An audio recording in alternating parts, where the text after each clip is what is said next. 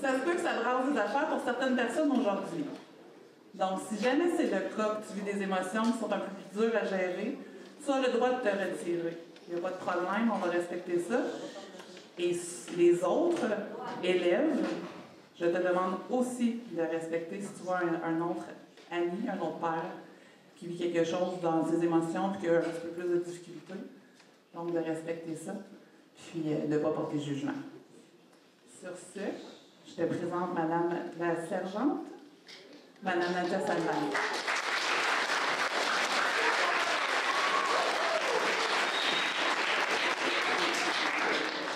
Merci. Donc, bonjour tout le monde. Je me présente Nadia Salvaille, policière à la Sûreté du Québec depuis 23 ans. Mon rôle, coordonnatrice locale en police communautaire. Donc, aujourd'hui, je suis contente de vous voir. On veut vous faire vivre là, par le projet Impact une expérience inoubliable, une expérience là, que j'espère que vous allez garder en tête, que vous allez garder dans votre cœur très, très longtemps. Donc, ça va être en gros la simulation d'un accident avec conduite capacité affaiblie. Durant toute la période de l'événement, ce que je vais vous demander vraiment, c'est de demeurer silencieux, de prendre vraiment à cœur là, le projet pour mieux le vivre. Donc, un gros merci à tout le monde d'avoir collaboré dans ce beau projet-là. Le Centre de services scolaires du lac Témiscamingue, les écoles secondaires, on a le pilier ici avec notre conférencier, policier, paramédic, pompier, le remorqueur, Normand Poudrier, qui a collaboré également. Donc, je vous souhaite de vivre une belle expérience.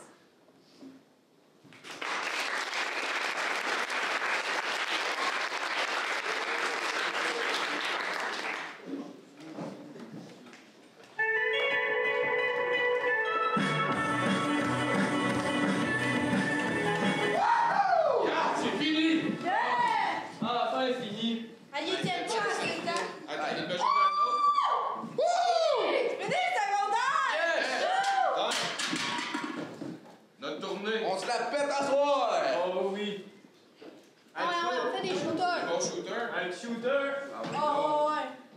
Ah ouais, on fournit là! Il faut bien fêter ça! 5 ans d'enfer, faut bien finir heureux! Ouais, on se enfin sorti! Hey, on se court un autre! On va le prendre! Ah ouais! Oh! Ah, yes sir! Faut que tu vois, Un voisin! Tu l'attendais ce moment-là, Tico? Ouais!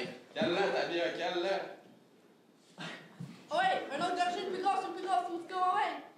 Faut que tu vois! Un autre! T'es fort! Ah ouais, ouais! Bouteille! Ben oui! Bernard! Bouteille! Ah ouais! Sale!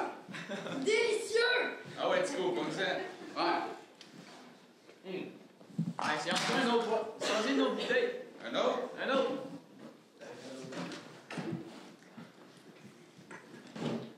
Merci, man. Là, vous autres, que vous avez aimé le plus dans ces 5 années-là? Ben, de finir, là. Finir l'école, pas mal. Ouais. Moi, c'est à soir. C'est ça, on va voir ça, Tico Boy, ouais!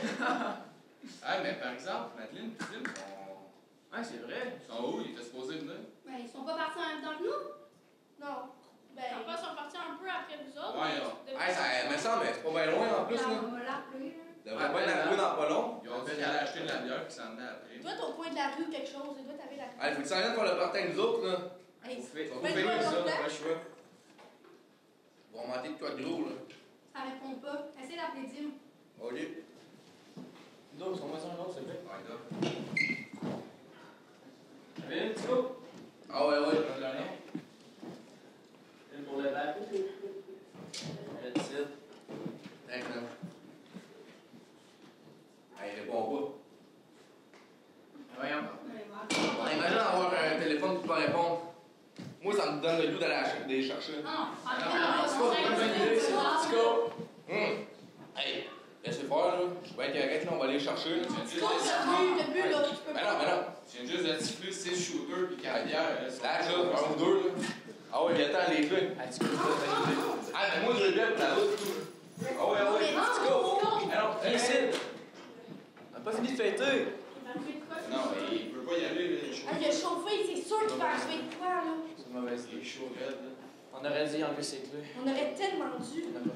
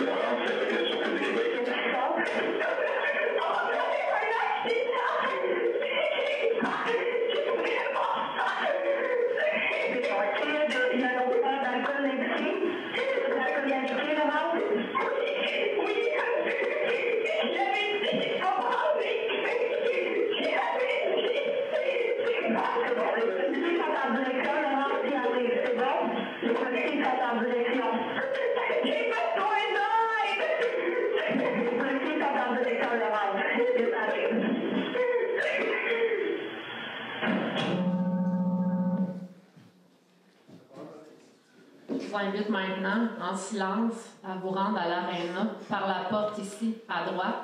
Il va y avoir des intervenants qui vont vous diriger, et ça pendant toute l'activité si vous en avez besoin.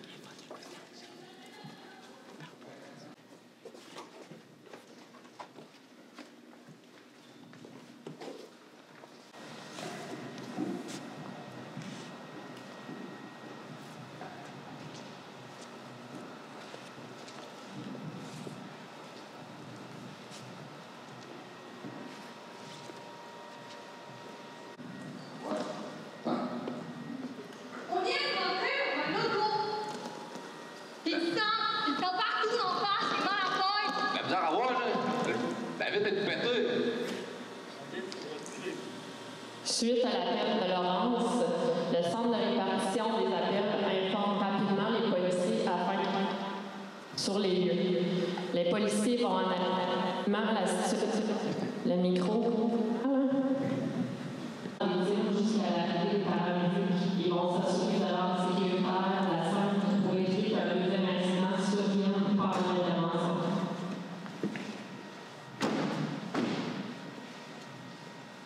Vous faites bien à l'université 2015. Bonjour. Bien allez-vous? C'est Mexico? Qu'est-ce qui s'est passé? Ouais. On s'est rentré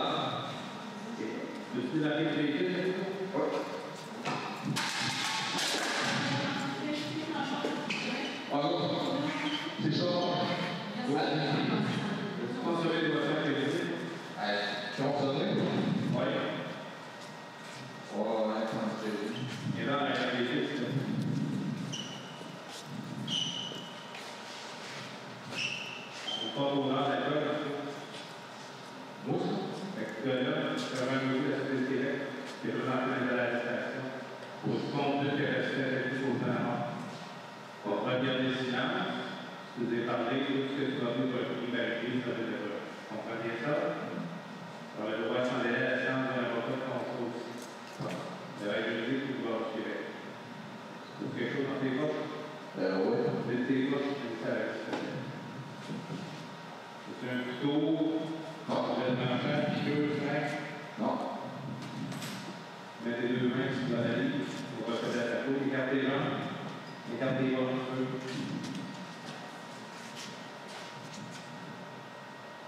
Qu'est-ce que tu as compris de ce que je t'ai dit? Ça va pas mal de travail. Il faut garder ça. T'es arrêté pourquoi? À cause j'ai consommé, j'ai dosé ta mort.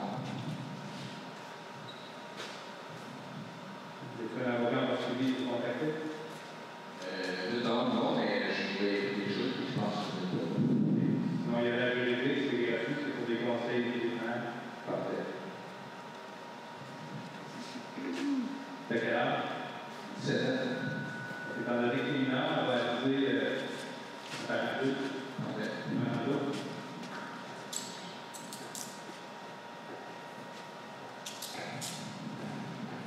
Puis,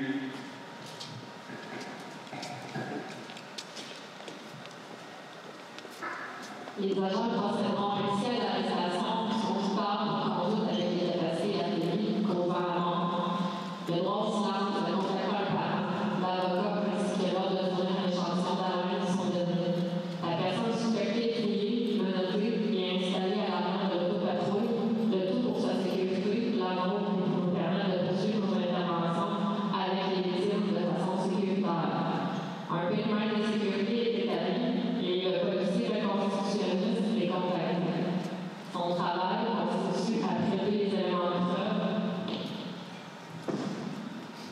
et reconstituer la scène d'accident lorsque nous sommes en présence d'un incident avec blessé grave, mortel ou lorsqu'un événement criminel est suspecté.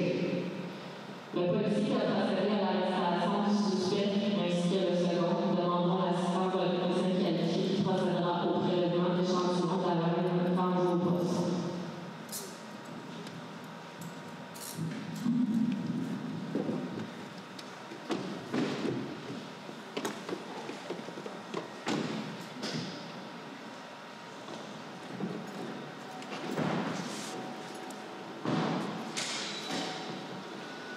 Dès l'arrivée sur les lieux, est paralysé pour l'évaluation rapide de tous les patients impliqués pour l'état des nombres de priorité. Cet ordre déterminera le nombre d'ambulances nécessaires et quels patients seront évacués en premier. Lors de l'intervention de genre, les techniciens financiers paralysés font des vêtements de protection du même type que celui des pompiers.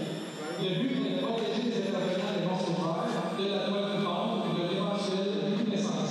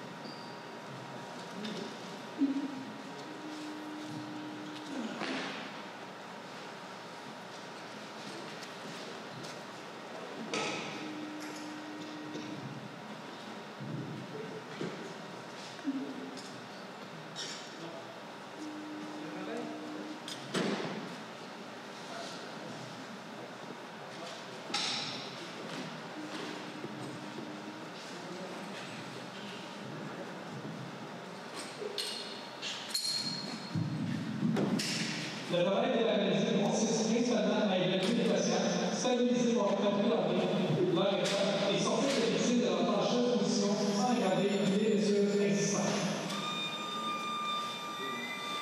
Dans le but de limiter les blessures potentielles, les paralysés vont immobiliser les patients dans un matelas immobilisateur. Ce matelas servira de base pour immobiliser la colonne vertébrale du patient, au même titre qu'on pourrait immobiliser les potentiels.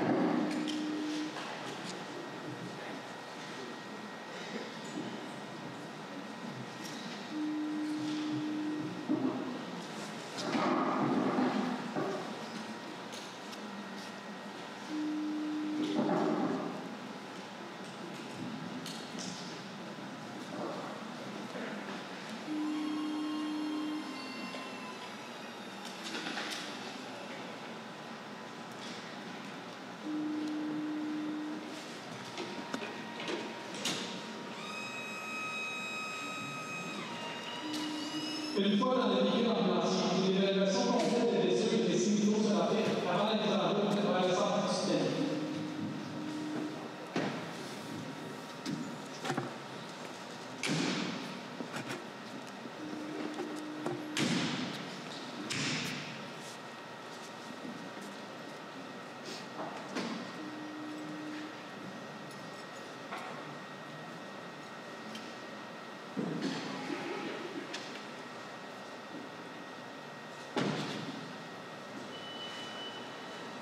Les pompiers, quant à eux, vont sécuriser.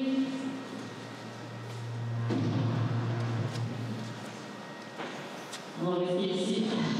Ouais. Bon, assurer la sécurité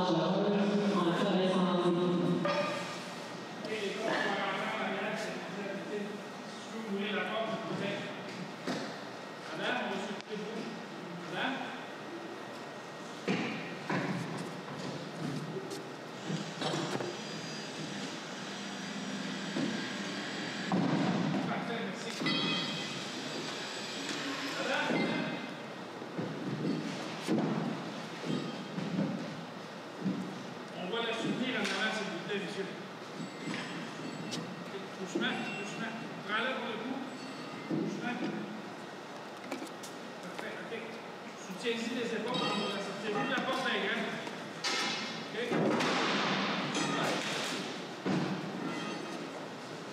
Ici, on a compris que notre passagère est décédée. Elle est prise à l'intérieur du véhicule. La dernière étape est de faire les manœuvres de désincarcération. Dans le cas présent, la manœuvre est d'enlever la porte à l'aide de l'écarteur afin de sortir la victime prisonnière de son véhicule pour qu'ensuite elle soit prise en charge par les paramédics.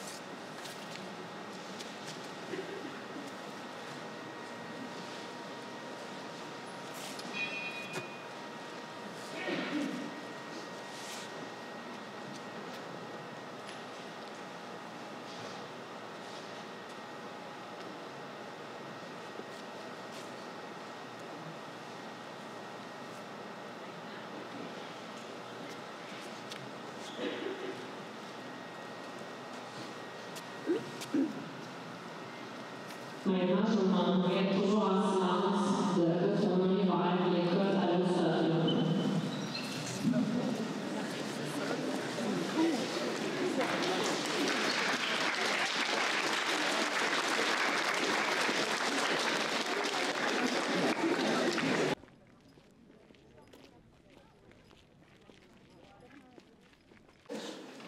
On va pouvoir y aller avec la vidéo.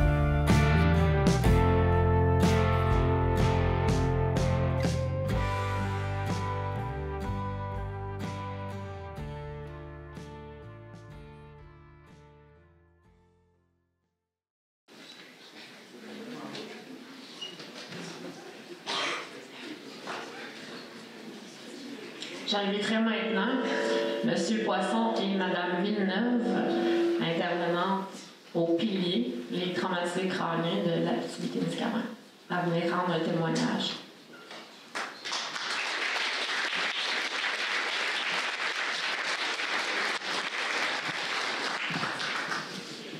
Donc, bonjour tout le monde.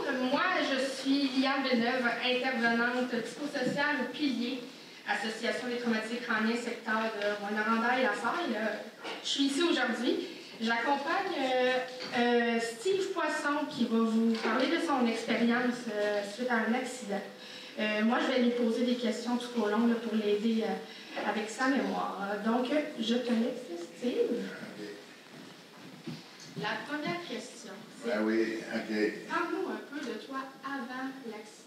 Ben avant mon accident, j'étais travailleur en Rwanda. J'étais père de famille séparé aussi. OK. Tu faisais quoi comme travail? J'étais mécanicien chez Bradley. OK. Tu aimais ton travail? Ah oui, j'adorais ça. C'était quoi? T'avais-tu des passions? Qu'est-ce que tu faisais en dehors du travail? Ah, je faisais de la moto. Ah, OK. Ah oui. T'aimais beaucoup la moto? Ouais, j'ai pas eu le temps d'en faire parce que je me suis planté avec. OK. Ah oui. Justement, parlant de la moto. Ouais, mon rêve de vie, c'est d'avoir ma moto puis de me promener avec.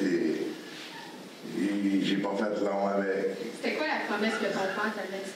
Ouais, il m'a dit, chauffe-les jamais sa brosse. J'avais promis à mon père de jamais faire ça. Mais quand tu prends de l'alcool, tout ça, ça débarque. Okay. Toutes les promesses que tu te fais à toi-même, ils disparaissent avec l'alcool. C'est ça. Si tu veux nous parler de l'accident un peu, comment ça s'est passé? Tu avais pris de l'alcool? Oui, j'avais pris trop d'alcool pour conduire. Tu es parti avec ta moto? Oui, je suis parti avec ma moto. Mais j'étais content parce que je n'avais pas eu d'accident en ville, je ne m'étais pas fait arrêter. En sortant de la ville, j'ai eu mon accident. Comment ça s'est causé l'accident? Avec qui? Avec quoi? Ah, j'étais seul sur la moto. Il y avait un ours dans le chemin que je me souviens, là, mais si j'aurais été à jeun, ça n'aurait jamais arrivé. Okay. Ah oui. Avec l'ours, ça fait un accident? Oui, c'est ça. J'ai évité l'ours en brisant ma moto puis mon cerveau. Okay. Puis là, ensuite, après l'accident, Steve, c'est quoi les conséquences de ton accident? Qu'est-ce qui est arrivé? Ma vie est sur pause depuis mon accident. Qu'est-ce que tu veux dire par ça? Sur pause. Je suis encore vivant, mais je ne suis pas capable de fonctionner normalement. OK. Tu as eu un traumatisme crânien sévère? Oui, un traumatisme crânien sévère, c'est ça. Est-ce que tu te souviens si tu as été longtemps à l'hôpital? Ah, j'ai été, je pense, 6 mois à Montréal. Après mon accident. Le temps de me mettre sur pied. Après ça, je me suis emmené à Rouen avec le pilier. C'est le pilier qui m'aide depuis que je suis à Rouen. Puis là, maintenant, à quoi ça ressemble? Tes limitations, mettons, là. Tu me dis de ta mémoire, ton cerveau. Ouais. Est-ce qu'il y a d'autres choses qui t'empêchent de fonctionner normalement comme ça? Ouais, je fonctionne plus comme avant parce que mon ordinateur, c'est le cerveau humain. Il est buggé. Il marche encore, mais à moitié. Tu t'as dit que tu avais des enfants. Ouais, j'ai 2 enfants, mais j'ai même pas le droit d'avoir leur garde quand je les ai parce que mon cerveau il est trop faible. Si j'ai pas un autre adulte pour m'aider avec mes enfants, j'ai pas le droit. Mais là, il arrive à 18 ans, là, je vais être correct. Ah ouais. Est-ce que tu as encore des liens avec tes amis avant ton accident? Non, j'ai tout perdu mes amis avant l'accident. Ben, ils veulent pas être amis avec moi parce que je suis comme inutile. Ça, c'est ce que tu penses? Ouais, c'est ce que je pense, mais c'est à moitié vrai aussi. Puis, à part tes enfants, est-ce que tu peux travailler aujourd'hui? Non, j'ai pas le droit de travailler, mais j'ai le droit de faire du bénévolat. C'est ça qui me garde vivant, aider les autres. Puis, est-ce que de la famille proche de toi peut te soutenir? Si j'aurais pas eu ma famille proche puis le pilier, j'aurais pas passé au travers de ça. Ouais, c'est ma famille proche, elle est toujours là pour me supporter. Est-ce que tu as d'autres difficultés à part tes enfants, ta mémoire? Est-ce que tu as besoin d'aide pour l'équilibre? Non, pour ça, tout va bien. Toutes les fonctions normales sont normales. De ton physique, ça va? Ah oui. Puis tous les malheurs que j'ai sont invisibles, ouais, à première vue. Le traumatisme crânien, c'est assez invisible. Ah, c'est ça. Mais c'est le pire accident qu'un gars peut vivre sans que ça paraisse. C'est l'ordinateur qui est buggé. C'est vrai. Puis, si c'était à refaire, Steve. Ah, c'est sûr que je ferais jamais ça par expérience. Quand tu l'as jamais fait, tu te dis ça m'arrivera pas, mais quand tu l'essayes une fois et ça t'arrive, il est trop tard. C'est quoi ton message que tu t'aimerais laisser? Prenez jamais votre véhicule avec de l'alcool. C'est un ou l'autre, pas les deux en même temps. Ben, je te remercie. Ah oui.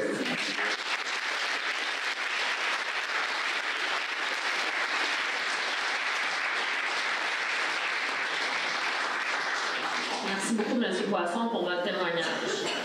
On se rend compte à quel point la vie peut basculer rapidement. Maintenant, j'aimerais faire un bref... je vais prendre mon micro. J'aimerais faire un bref retour, en fait, sur la loi.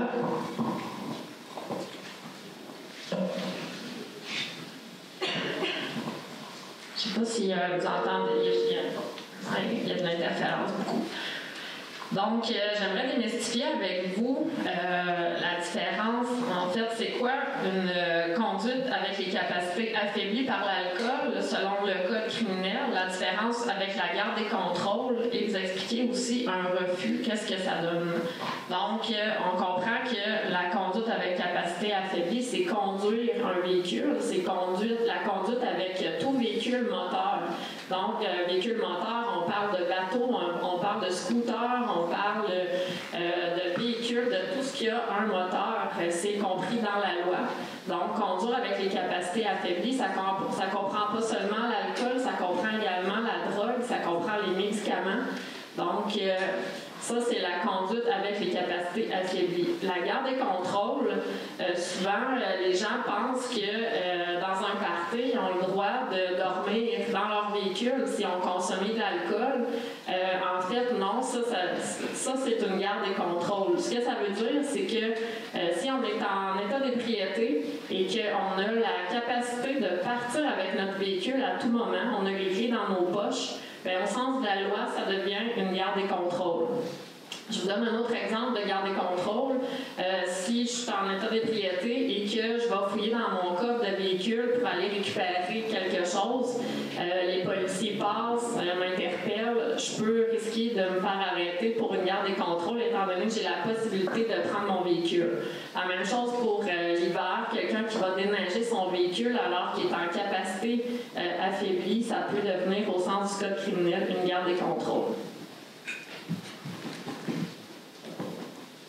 On a plusieurs moyens de détection pour détecter la capacité affaiblie. On a l'ADA qu'on appelle l'appareil de détection approuvé. C'est la machine que les policiers patrouilleurs ont dans leur véhicule.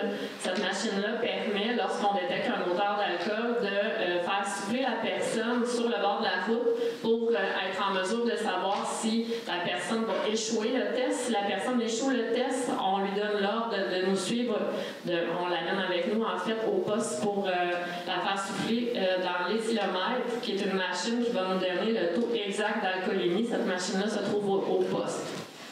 Par la suite, il y a les épreuves de coordination de mouvement. Ça, c'est pour la drogue, l'alcool, les médicaments. C'est des épreuves qu'on fait passer sur le bord de la route. Quand on échoue ces épreuves-là, on vous amène au poste et il va y avoir un agent évaluateur qui va, par divers tests, là, détecter et être en mesure de qualifier là, dans quelle catégorie de drogue, par exemple, vous êtes. Maintenant, un refus. Ce qui est important de savoir là-dedans, au niveau de la loi, c'est qu'il y a un refus au niveau légal. C'est tout comme si on avait été en capacité affaiblie. Fait que les gens, lorsqu'on les intercepte, qui vont décider de refuser de souffler dans l'appareil de détection approuvé, vont être accusés au code criminel de refus. Donc, c'est les mêmes conséquences légales.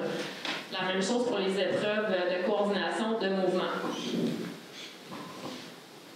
Maintenant, si on décortique un peu là, rapidement les deux loi qui s'applique. En fait, il y a le code de la sécurité routière. Ça, c'est les gens, quand on donne des constats d'infraction, par exemple, pour la vitesse, c'est le code de sécurité routière qui s'applique. Ce que ça dit, pour les permis d'apprenti, permis probatoires, que c'est tolérance zéro alcool quand on a 21 ans et moins. Alors, si vous êtes intercepté avec une odeur d'alcool, le permis va être suspendu 90 jours. On va remorquer le véhicule. Ensuite de ça, il va y avoir un constat d'infraction, perte de points et une amende de 300 à 600 $. En plus de ça, il va y avoir des accusations au code criminel pour la conduite de capacité affaiblie. Il faut savoir qu'on n'a pas besoin d'avoir 0,08 mg d'alcool par 100 ml de sang pour être accusé de conduite avec les capacités affaiblies. Je vous donne un exemple. Quelqu'un qui va avoir consommé une consommation pourrait être accusé de conduite avec les capacités affaiblies. On n'a pas nécessairement besoin d'avoir un taux de 80 mg par 100 ml de sang pour accuser une personne.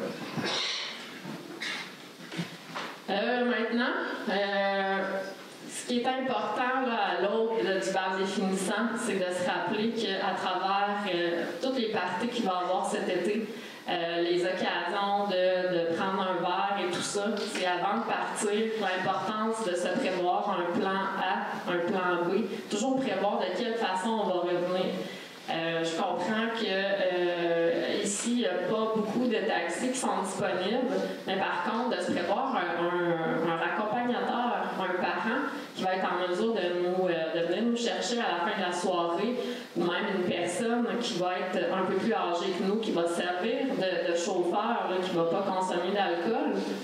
Également, on peut vérifier là, si on peut dormir sur place, puis vraiment s'assurer de ne pas faire une garde des contrôles puis de ne pas dormir dans notre véhicule ni à côté ou tout près.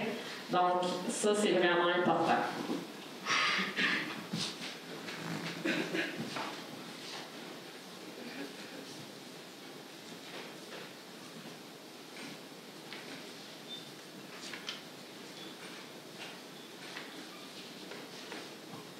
Maintenant, on est à la fin de l'activité.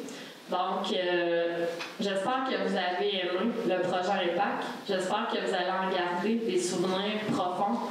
J'espère que cette prévention-là, vous l'avez vécue jusqu'à l'intérieur de vos tripes pour que cet été, l'été prochain, l'année prochaine, dans 2 ans, que ça remonte à l'idée d'avoir visionné c'était quoi concrètement un accident impliquant la conduite avec les capacités affaiblies. Je vous remercie vraiment beaucoup de votre attention. Et si vous avez besoin de rencontrer des gens, des intervenants, sachez qu'on est tout près, on va rester proche. Merci. Merci tout le monde.